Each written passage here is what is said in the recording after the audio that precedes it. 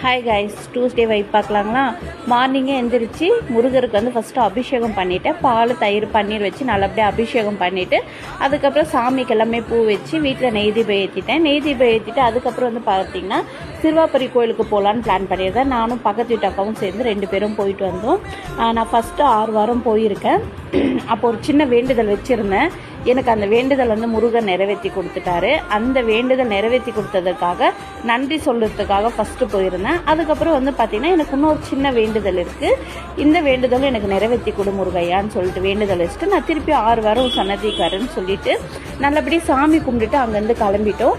அதுக்கப்புறம் வந்து பார்த்திங்கன்னா முருகர் வந்து பார்த்திங்கன்னா அந்தளவுக்கு சூப்பராக அலங்காரம் பண்ணியிருந்தாங்க. வைர அலங்காரம். முருகரை கண்கோடி பார்க்கறதுக்கே 1000 கண் வேணும்னு சொல்லுவாங்க. ஆனால் வேறு லெவலில் இருந்தது. நல்லபடியாக சாமி பார்த்துட்டு வெளியே வந்துட்டு சக்கரை பொங்கலும் கேசரியும் கொடுத்தாங்க. நல்லபடியாக பிரசாதம் வாங்கி சாப்பிட்டுட்டு அங்கேருந்து கிளம்பிட்டோம்.